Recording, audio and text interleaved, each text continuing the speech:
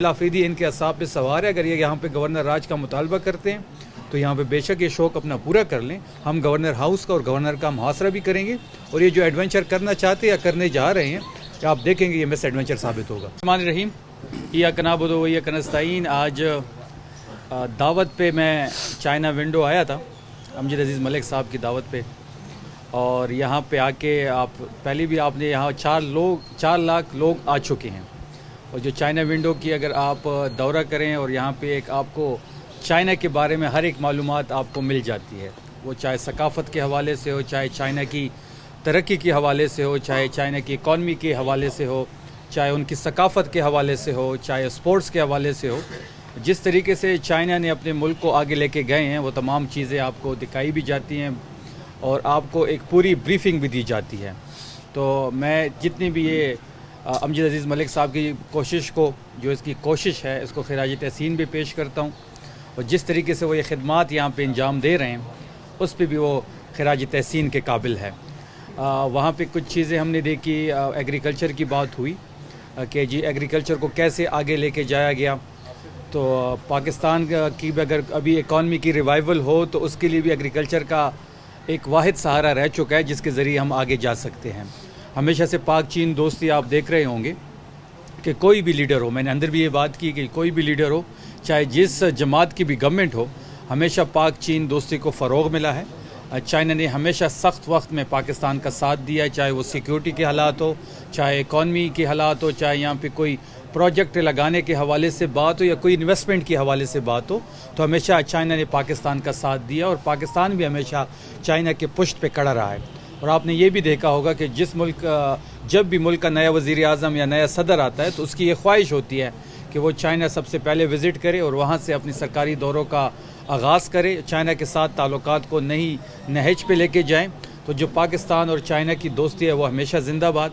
और हमेशा आपने देखा होगा कि जब से चीन आज़ाद हुआ और पाकिस्तान दोनों एक दूसरे के साथ एक लाजवाल दोस्ती के ज़रिए आगे बढ़ रहे हैं। हमें उम्मीद है कि खैबर पख्तूनख्वा की जो हुकूमत है सोहेल आफरीदी साहब की क़यादत में हम पुरज़म है कि हम उनकी सरबराही में एक चाइना के साथ ताउन करें, चाइना के साथ जो दोस्ती है उस पर अपना रोल प्ले करें और इस दोस्ती को एक नए मकाम पे लेके जाएं। सर, यहाँ पे आपने सकाफत देखी तो क्या आपने क्या देखा इसमें ऐसा कि हमारे सूबे में हो और हमारा सूबा जो है इस तरह तरक्की कर सके? कोई ऐसी चीज़ मैंने शुरू में ये बात की, एक तो एग्रीकल्चर, क्योंकि हमारे पास बहुत ज़्यादा पोटेंशल है खैबर पख्तूनख्वा में एग्रीकल्चर के लिहाज से।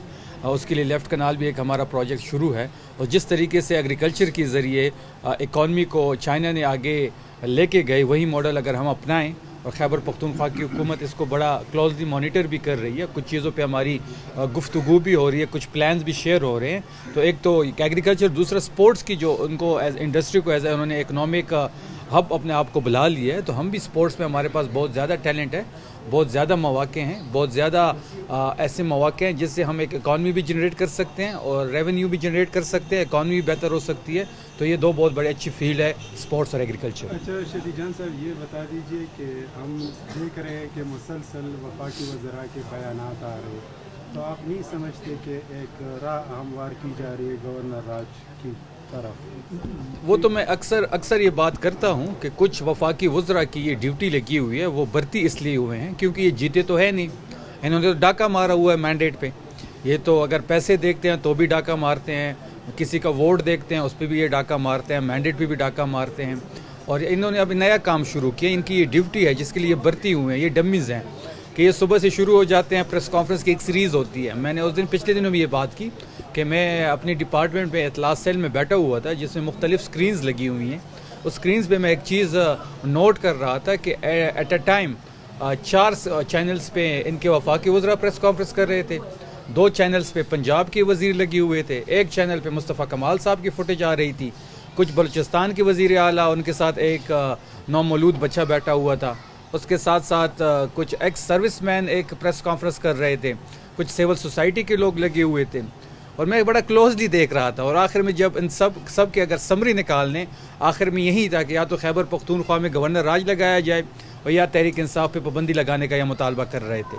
तो खैबर पख्तूनख्वा में मैं सवाल आप सहाफ़ियों के पास छोड़ के जा रहा हूँ कि खैबर पख्तूनख्वा में ऐसा कौन सा गैर आइनी गैर कानूनी काम हो गया जो ये गवर्नर राज का मुतालबा कर रहे हैं?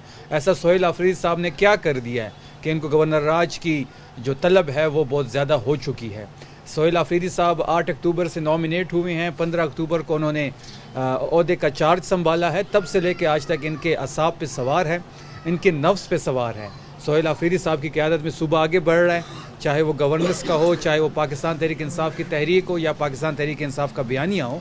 तो सोहेल आफरीदी इनके असाब पे सवार है। अगर ये यहाँ पे गवर्नर राज का मुतालबा करते हैं तो यहाँ पे बेशक ये शौक़ अपना पूरा कर लें। हम गवर्नर हाउस का और गवर्नर का मुहासरा भी करेंगे और ये जो एडवेंचर करना चाहते हैं या करने जा रहे हैं, आप देखेंगे ये मिस एडवेंचर साबित होगा।